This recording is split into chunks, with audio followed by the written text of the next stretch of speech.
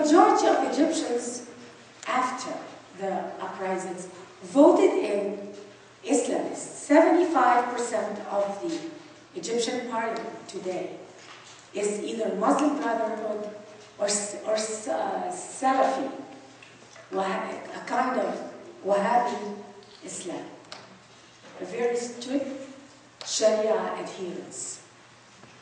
When it comes to the Middle East, things are not as clear-cut. Liberty often doesn't mean the same liberty we look at in the West. It often means freedom to fully practice Sharia. To many, it means ending the peace treaty with Israel. To some, it's to declare jihad and violence against Israel and the West.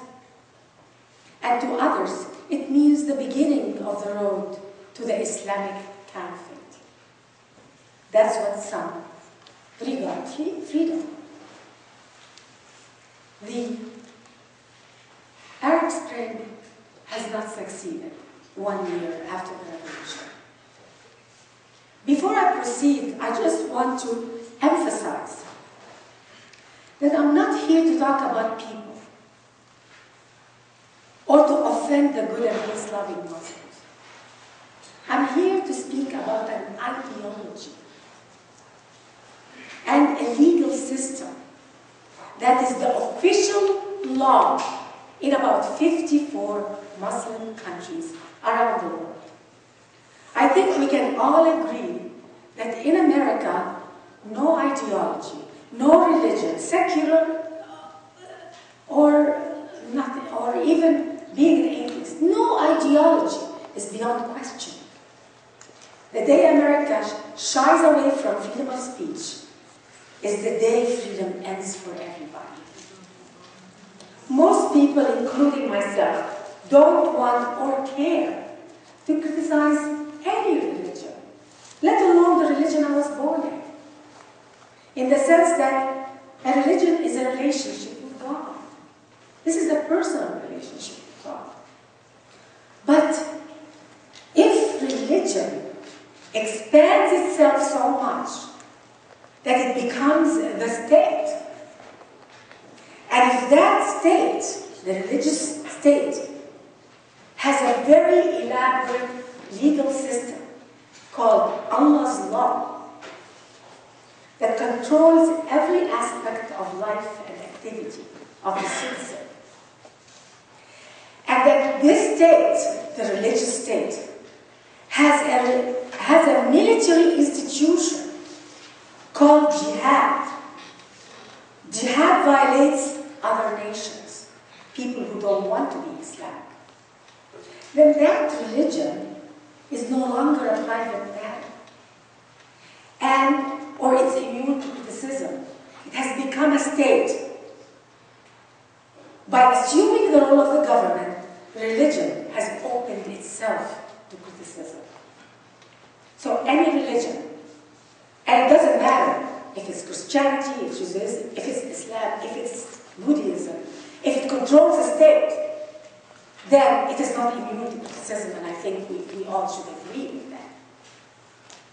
If you believe that all political ideologies, all religions, all cultures are equal in their adherence to human rights and to civil liberties, and thus they're all beyond criticism. If you think that all ideologies are the same, they're good, all religions are the same, they're all good when it comes to human rights, unless they're beyond criticism, you get offended if they're criticized,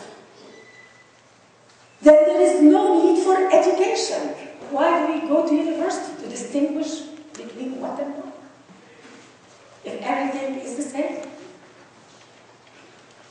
And you will probably not like this lecture. If you're going to get offended that I'm discussing an ideology and a legal system, not people, then you will not like it. So I hope you understand where I'm coming from. Judging from histories, the history of the Middle East, revolutions are not a new phenomenon.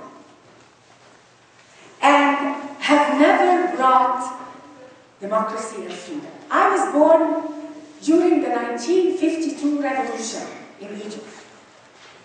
It's a huge revolution. But at that time, we didn't have all the cameras and the internet and the satellite dishes to show it to the world. But the revolution was done by Gamal Abdel Nasser, and it promised freedom, democracy. It ousted the king of Egypt, King Farouk. It promised a new constitution based on freedom and democracy. A new flag for Egypt was changed, a new constitution, a new name even for the country. The country's name was changed from Egypt, which is a historical name, 5,000 years old. It was changed to the Arab Republic of Egypt. The United Arab Republic. Arab Republic of Egypt is today's name.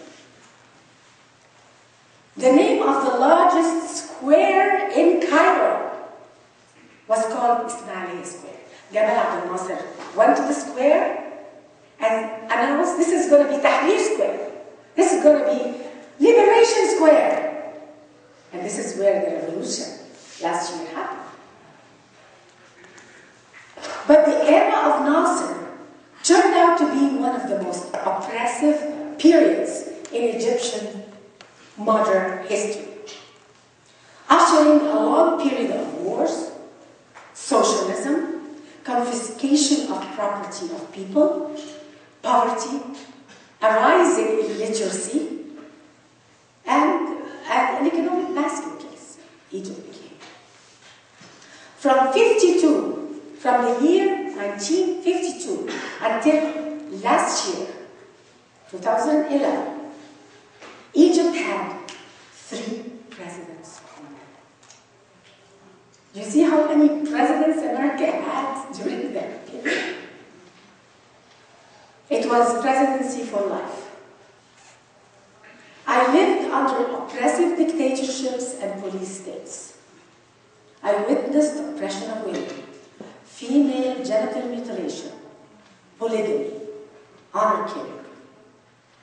My only outlet to have freedom and live in a true liberty was to come to the United States in 1978-79. I remember walking in the aisles of my first job in America, and I saw a sign. The sign said, "This organization does not discriminate on the basis of gender, religion, national origin, or race." I was in awe at the sign that many Americans walking by took for granted. I marveled at the statement, which to me was nothing short of a miracle. I had a sigh of relief. I am now in America, where under the law I am equal to a man.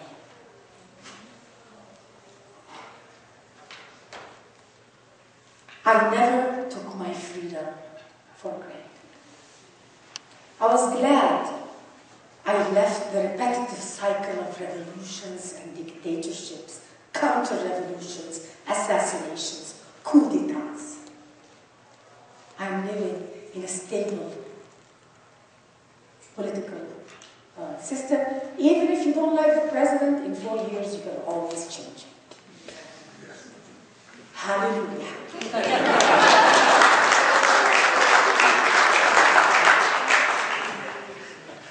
Many Muslim leaders have come to power after forceful takeovers, uprisings, coup d'etats, and that, to my surprise and to your surprise, is legal under Sharia Islamic law.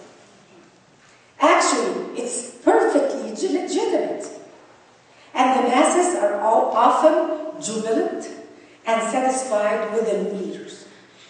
This is the law, and in my opinion, this is one of the most dangerous laws against democracy and freedom. Quote, I'm reading from the Sharia books. A Khalifa, which means a Muslim head of state, is allowed to hold office through seizure of power, meaning through force. It's page 644 in Reliance of the Traveler, one of the most read Sharia books. Stamped by Azhar University and all the Sharia schools in the Middle East. A Muslim head of state can come to power through seizure of power, meaning through force. Unquote. There is perhaps this is where the problem lies. I mean, there are so many problems, of course, in Sharia that is against democracy and freedom. But this one in particular, if a Muslim head of state gets elected, let's say we get an election in Egypt now and somebody gets elected, and if this leader doesn't rule by Sharia 100%, it is legal in Islam to take him out through force, coup d'etat, assassination, whatever.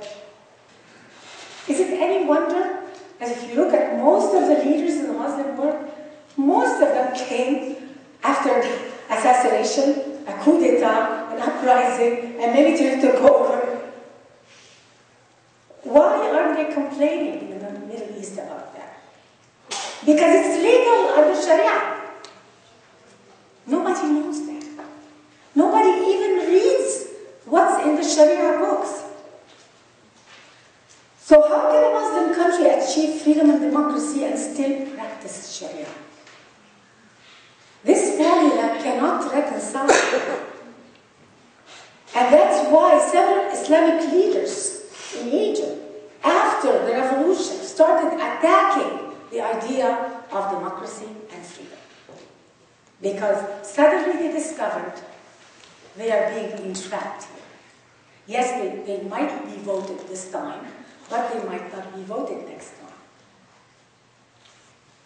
A candidate for the Egyptian presidency just a few days ago, his name is Hazem Abu Smail.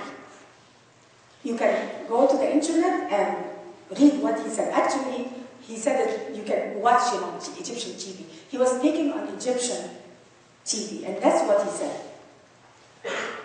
There is little freedom under Islam.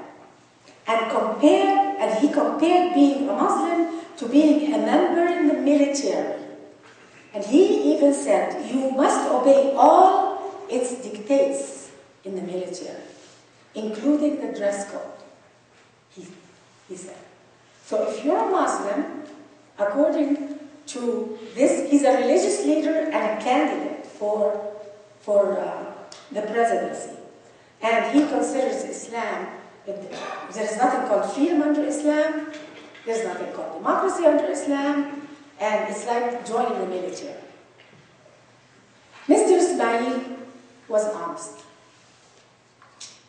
That is precisely why Islamic revolutions are doomed to failure. There is a constant tension between the Islamic political system and the application of the Sharia law. Recently, I think a few months ago, I read in the New York Times an article, and the title was, Why Fear Sharia? And the author of the article really tried to comfort us, don't worry, this is nothing to fear. Well, I'd like to invite the New York Times to take a front seat and watch a live example of how Islamic revolutions will always fail precisely because of Sharia, which can only bring another tyrant to replace the old tyrant. That's all it can do. And that's why Arab media and religious leaders are constantly finger-pointing all the blame for Islamic internal problems on the West, on Israel. It's not our Sharia. It's not our system. It's Israel. It's America. You misunderstand us. Very recently, there was a soccer game in Egypt, and 79 Egyptians were killed and hundreds were injured. it was just a mess. But instead of facing the internal violence which caused that to happen, an Egyptian member of parliament came on national TV and announced and blamed America and Israel for the tragedy. Anything and everything that happens internally is done by Israel. They say it in mosques, they say it on TV, the politicians say it, the people on the street believe it. And you wonder why there's an Arab-Israeli conflict. So, having lived under Sharia for 30 years of my life, I am stunned that when I expose this tyranny that I lived under as a woman under this oppression, I am called an Islamophobe by some groups in America. Is it unreasonable? Is it a phobia to be afraid of a law that condemns me to death for leaving Islam? Many others have fatwas of death, myself included, have death warrants. It's called fatwa, a death warrant, issued by Islamists in the Middle East. Death warrants right and left are issued to kill people like me and Wafa Sultan and many people like us who speak out against Sharia. And we should not complain. Because if we complain, we're hate mongers. See, we hate them. That's how they want to explain it. Are you aware that under Sharia, any Muslim is forgiven for murdering an apostate or an adulterer? Because I left Islam, I can't go back to the Middle East. Why? Why can't I go back to the Middle East? Because if I walk in the street, I'm not just scared of the police to come and arrest me and accuse me of leaving Islam. I'm scared of anybody on the street, my own family, my friends, my neighbors, who can kill me and be heroes. Under Islamic law, they have done Allah's work. Because there is a law that states a Muslim who kills an apostate will be forgiven.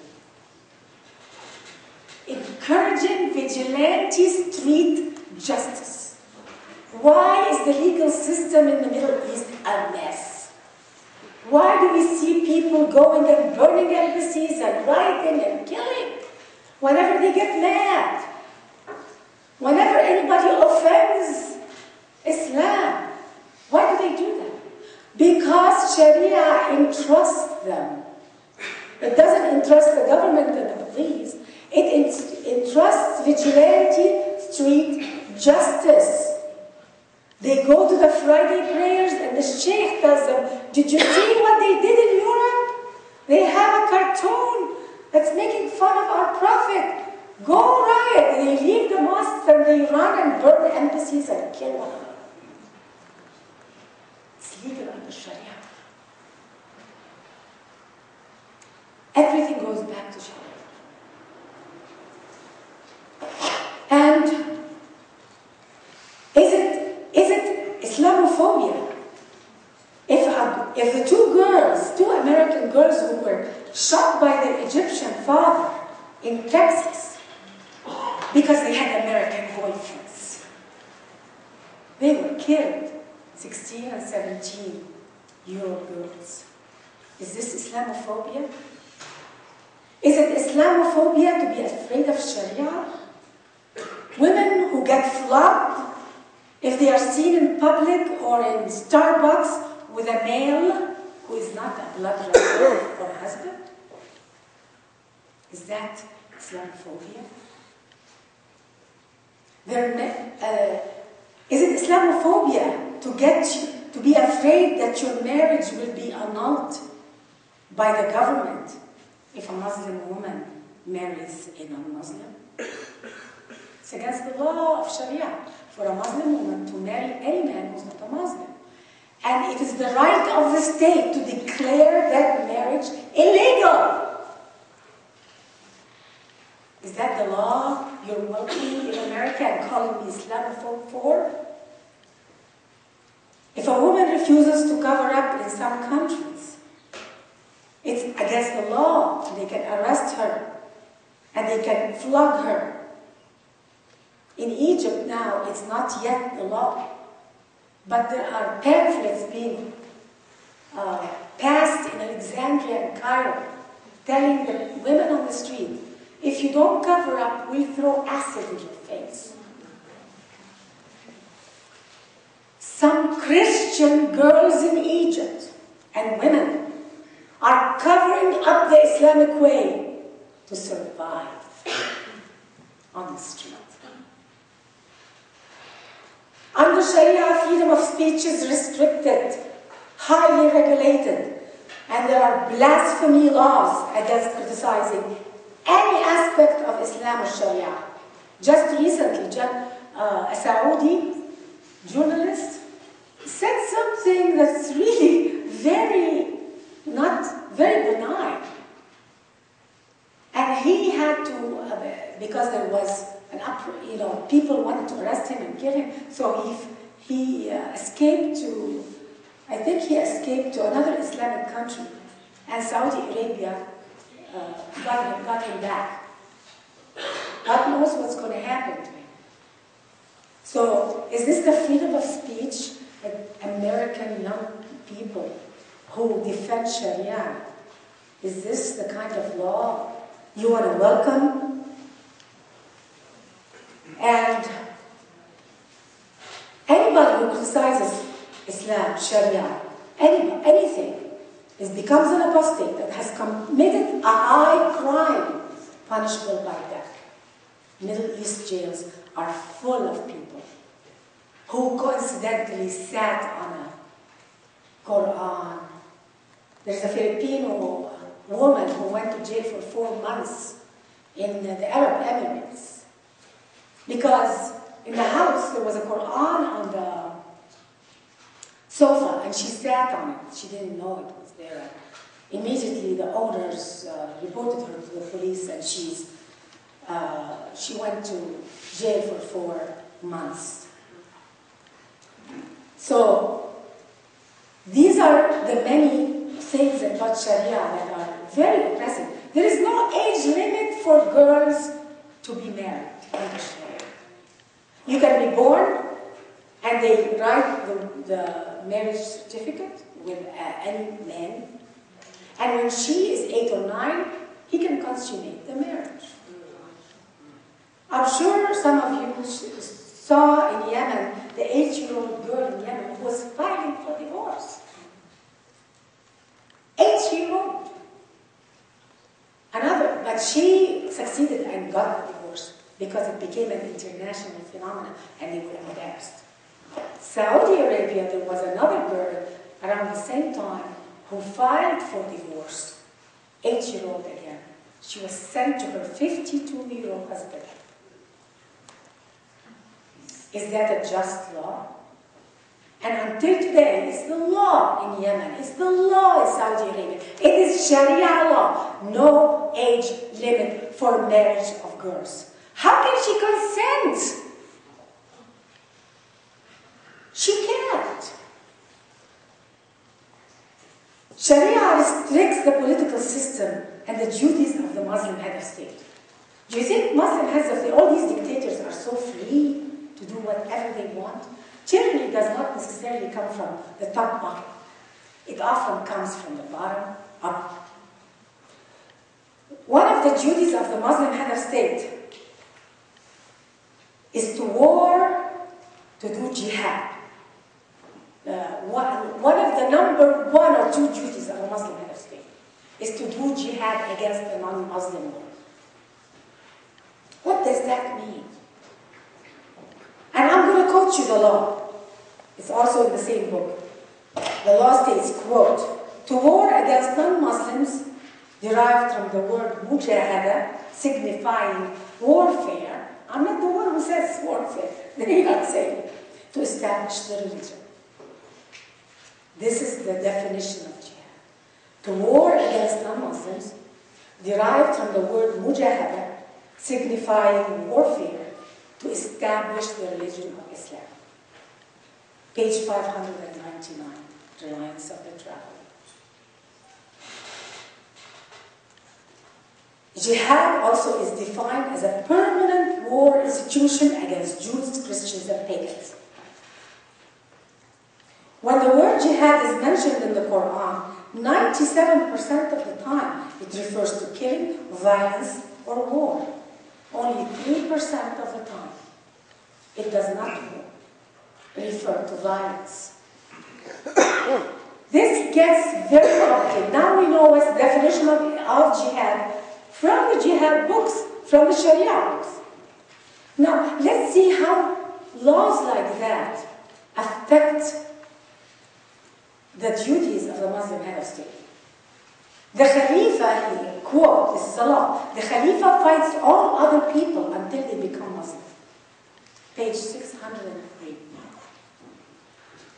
It is the main duty of a Muslim head of state to do jihad, meaning war. What the West needs to understand is that the jihad doctrine challenges the sovereignty of any non-Muslim country. I'll say that again. The jihad concept, doctrine, challenges the sovereignty of any nation close to the Muslim world like Israel or far away from the Muslim world like America. Because non-Muslims and non-Muslim countries do not have the right to deny dawah. Dawah means preaching Islam in their country. Non-Muslims have no right under Sharia to preach any religion in Islamic countries. It's illegal. You go to Egypt, you go to, it's not, even if you go to Turkey, Pakistan, put aside Saudi Arabia, of course. I mean, you go to any Muslim country, Jordan, and you say, I'm a Christian preacher, I'm a Jewish preacher, I'm a Buddhist preacher, whatever. It's illegal and you will be put in jail. However, the reverse is not true. Muslims feel that it is their right to Islamize the world. And any country that rejects their Islamization become an apostate state and a Dar al-Harb, land of war. That's Sharia. Which means that your land has no sovereignty on itself. Only they have sovereignty over land. There's a law that states that the Khalifa makes war upon Jews, Christians, and Zoroastrians until they become Muslim. Or else pay the non-Muslim poll tax while being belittled. So, if you're a Christian, like the Christians in Egypt today are terribly oppressed. Terribly oppressed. Since the revolution, in the last year, there's over 100,000 Christians who ran away from the country. And many are being killed, churches are being burned. Nobody talks about it. Muslim groups in America are complaining I'm discriminated against. Why don't you complain about what's happening in the name of Islam in the Muslim world? 2 Christians there. They're being killed, their churches are being burned. And then you say Islam is a religion of peace, and how dare you ever criticize Sharia? It's like we're living in 2 worlds. The world of the Muslim world, 54 countries killing Christians and killing Jews. And the world of American Muslims that I see nothing. I don't see, I don't hear, I don't hear. And if you criticize anything that Muslims are doing in the Middle East, you're a bigot. You're an Islamophile. Women are being stoned in killed everywhere, I don't see Islamic groups in America stand in the front of the embassies of these countries and say, not in the name of Islam. You're destroying the reputation of my religion. But what they do, they come to Nonie and they want her to be silent. Because I'm exposing Sharia. Why am I exposing Sharia? Because a lot of people, Muslims in Europe and in the West, are asking for it as a religious right. It's my religious right to practice Sharia. No, your religious right is not to kill me. Yes. That is not a religious right. It's not a religious right to say that as head of state can come to power through seizure. If a religious right is what between your behavior as a religion, you can dress whatever you want, you can eat whatever you want, you can pray as many times you want, you can behave in a certain way, but you cannot violate other people. The minute Mike, Nonie Darwish speaks for Israeli apartheid. Nonie Darwish speaks for Israeli apartheid. I think they should be.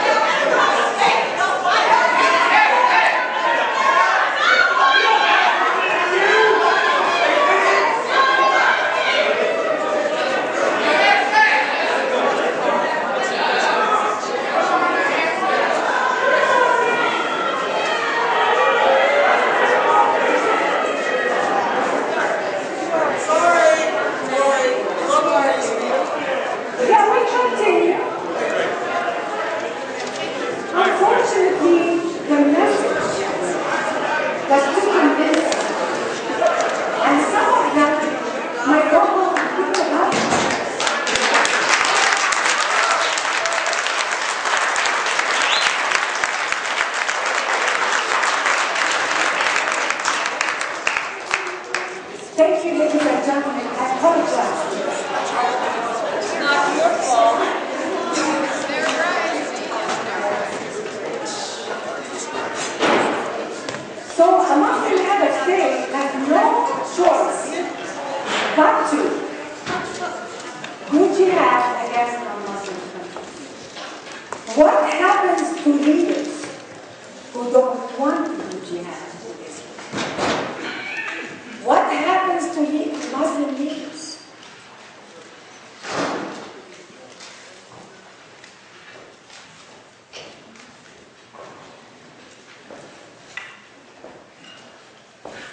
I'm sorry, ladies and gentlemen. I'm sorry.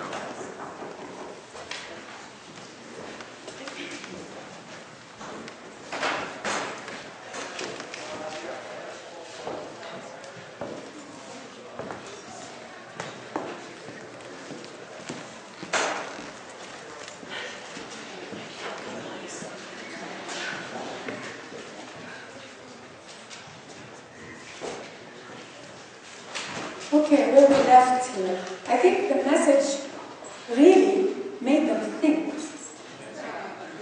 And when they felt threatened, that they were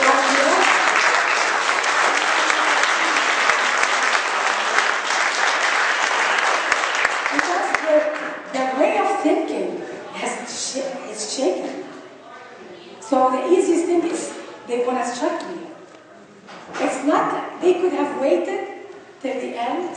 And by the way, I take the opposition questions before people who agree with me. I love challenging questions. I love challenging questions. They could have waited and proved me wrong. But they can't. Unfortunately. And I feel sad for them. Because our children are being poisoned mentally. So the Khalifa, the Muslim head of state, there is another law that says the Khalifa appoints a ruler if he appoints a ruler on a region that's adjacent to enemy land, which means non-Muslim land, he will undertake jihad against enemies, dividing the spoils of battle among combatants and deserving recipients. What does that mean? It means he has to, without any hesitation, go to war against any neighboring non-Muslim country. Does that tell you about Israel? How they view Israel?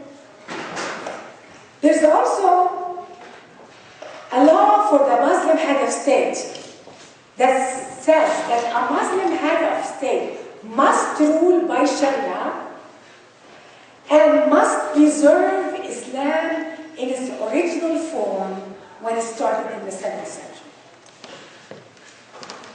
That's the number one law for a Muslim head of state. He must preserve Islam in its original form. What happens to leaders who don't want to preserve the lifestyle of the 7th century? What happens to Muslim leaders who refuse to go to constant war with the West and with Israel and with the non-Muslim world? What happens to them? There is a law, another law in Sharia that says Muslims are obliged to rise up and remove a leader if he is no longer a Muslim or alters the sacred law or makes reprehensible innovations like democracy. Can you believe that law? That if a Muslim head of state does not want to do jihad, does not want to follow Sharia, the law tells Muslims on the street, go and rise up and remove him from office. That means that every Muslim head of state must be shaking in his boots while being the president. It is not an easy job to be a leader in the Muslim world. Because every Islamic country has an underground, legal or illegal, Islamic group. The job of that is, for example, in Egypt is the Muslim Brotherhood. The job of that Islamic group in every Muslim country is to monitor the president, monitor the legal system, and see any deviation from Sharia. The minute he deviates from Sharia, they have an assassination attempt. The Muslim Brotherhood, since it started, has succeeded in many assassinations. Attempted every leader. There was an attempt on his life in Egypt by the Muslim Brotherhood. And now, lo and behold, they are telling America we are moderate. We are not even a religious group. We are moderate. They assassinated the Prime Minister of Egypt in 1949. They attempted the assassination of President Gamal Abdel Nasser in 1954. He put them all in jail. They succeeded in killing Sadat because he didn't rule by Sharia.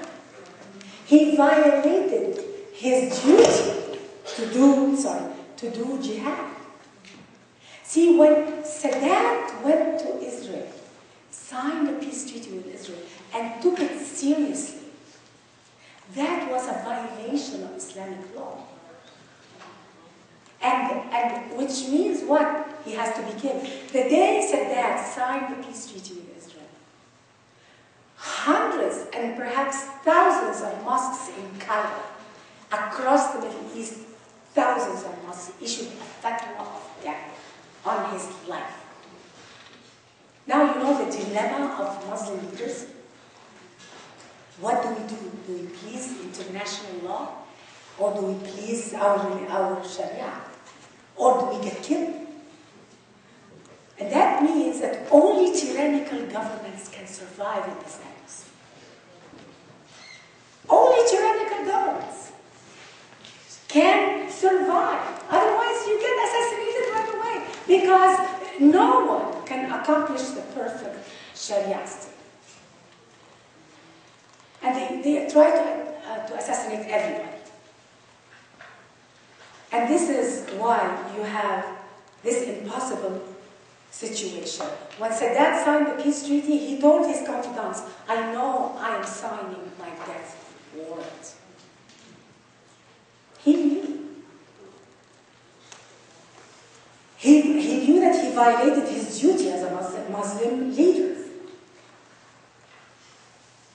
While peacemakers like Sadat are assassinated and get killed, leaders who want to annihilate Israel, leaders who want to take it off the map, are adored. Ahmadinejad's popularity skyrocketed in Egypt after threatening to wipe Israel off the map and after insulting the American president in New York at the UN. A truly loyal Muslim leader must automatically be an enemy of the West. Because it's part of his job description to be an enemy of the West, of the Judeo-Christian culture especially. It's very difficult for Israel to survive. And it must be a miracle from God how Israel survives in this atmosphere.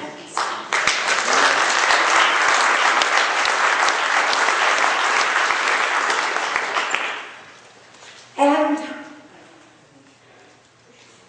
what makes Sharia even more repressive, I'll give you a few other laws. Rebellion against the Khalifa who follows Sharia.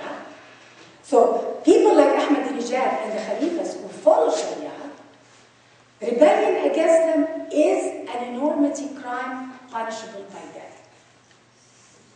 And they even go as far as saying that rebellion against the Khalifa, even if he's unjust, is considered an enormous crime punishable by death. So an unjust leader who follows Sharia is under Sharia, under Islam, is better than a just leader who wants democracy, freedom, and peace with Israel. Now you understand the dynamic? Is it any wonder that leaders, Arab leaders in general, Muslim leaders in general, like have a double face? To the people, jihad, jihad, jihad. They go to America, what can I do? I have all these terror groups in my country, they're going to kill me. It's very hard. Why did Pakistan protect Osama bin Laden for 10 years? Why? America was giving them practically $2.5 billion or $3 billion a year in order for them to facilitate finding this guy who did 9/11 in America. And they never gave him up. If it wasn't for some intelligence, that probably somebody very small reported where he was to America. no government was going to give him up, because the day a government in the Arab or Muslim world gives up Osama bin Laden is the day they will be totally killed. And that's why Osama bin Laden was protected for 10 years in Pakistan. And this is how we have complications. So at the individual level, Sharia is also, it kills those who leave it. Those who leave Islam, like myself. Vigilante justice. The killer of an adulterous woman will be forgiven. And then they say honor killing has nothing to do with Islam. How can it be honor killing have nothing to do with Islam when Muslim governments never put them in jail? I have never heard a sermon on a Friday prayer, and I lived in the Muslim world for 30 years. And I have knew people who died in honor killing. I have never heard a sermon against honor killing in a mosque. But in America, they try to tell us, but this has nothing to do with Islam. Well, how about the law that says that killing an adulterer will not be punished? It's usually an adulteress, because men have up to 4 wives. They have something called temporary marriage. They have something called pleasure marriage, where they can verbally marry a woman for a few hours. How can you catch a Muslim man doing adultery? You can't. It's always the woman.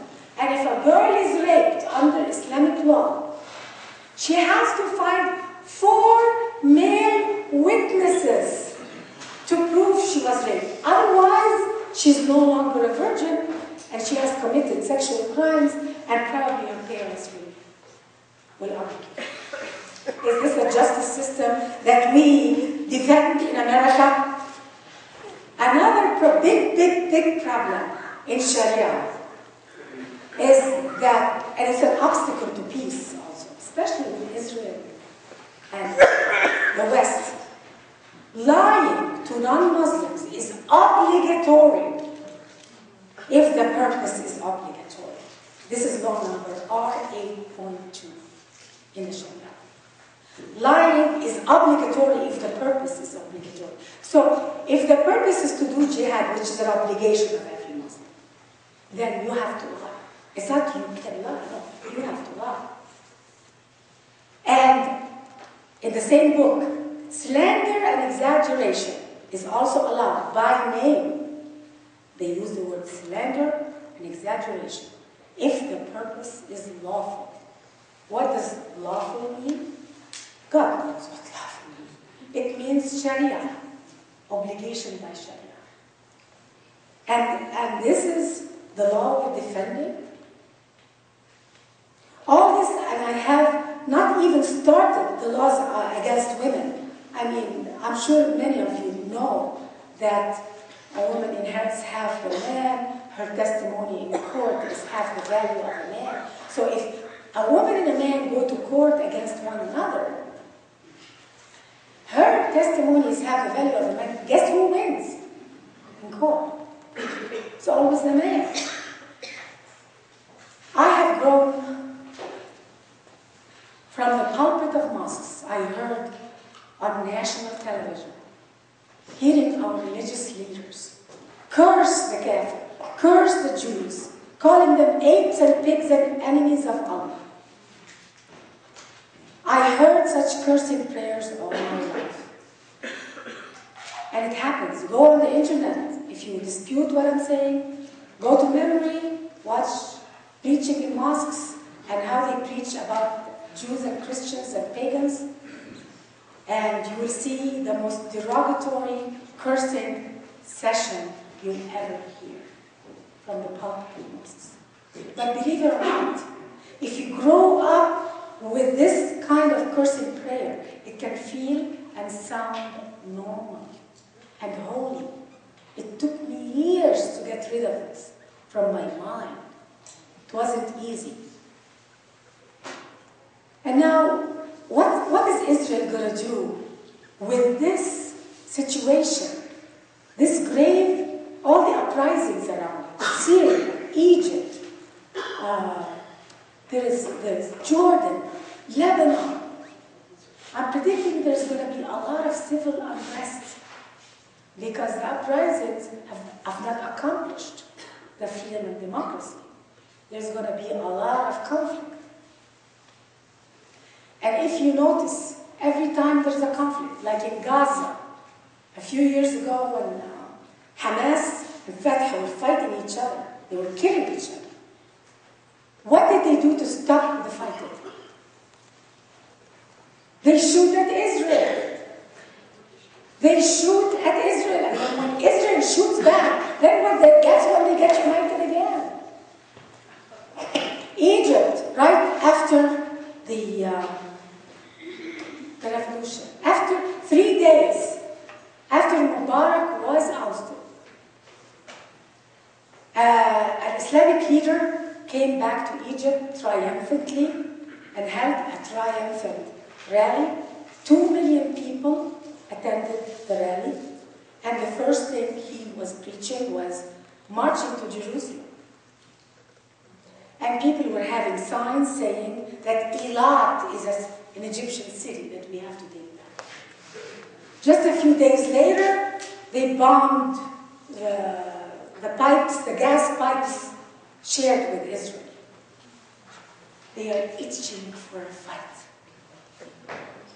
And I'm afraid that to end the civil unrest in Egypt, there might be attacks on Israel.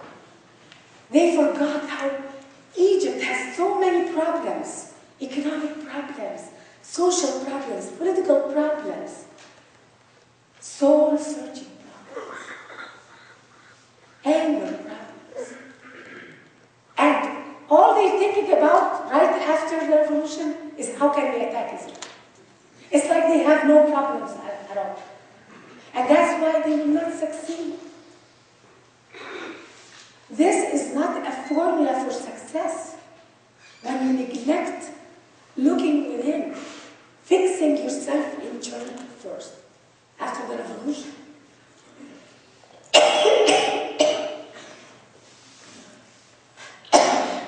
So how can Egypt, with all its grave economic problems and troubles, move so quickly in the direction of confrontation? If I were Israel now, I would build the fence higher and higher. Protect myself. Because whether it's Iran, whether it's Saudi Arabian money, whether it's Syria, Assad, you know what he did when they started the revolt against him? He sent a bunch of civilians to the Israeli border to just invade Israel. And Israel had, of course, to shoot. I don't know. This incident should have been on the news everywhere. It is such a clear event that the world has missed to show how Israel suffers. Here you are in Damascus. People are being killed by the tanks, and Assad, in order to divert the attention, he sends a bunch of people to the border with Israel to fight Israel. It's a joke, but that is the psychology we're dealing with. And unfortunately, our media is not exposing this. They are not talking about it. Somebody has to talk the truth. Somebody has to expose this dysfunctional dynamics. It's religion, any religion, should first and foremost look after human rights. A religion's credibility lies in its adherence to human rights. And if a religion does not adhere to human rights, it has not, that should not have the credibility. We, the West, by denying there is a problem, we are not doing Islam or Muslims a favor. The Muslim people are rioting, they are being killed in Damascus and Cairo. They're everywhere yearning for freedom and democracy. And all we talk about is the dictator. It's not the dictator. There's going to be another dictator. Because the system cannot accept dictators. And human rights are more sacred and more divine than any scriptures. I'm not talking just about Islam. They're not negotiable, even in the name of God. It's not human rights that are to pass the litmus test of religion. It's the religion that must pass the litmus test of human rights. Thank you very much.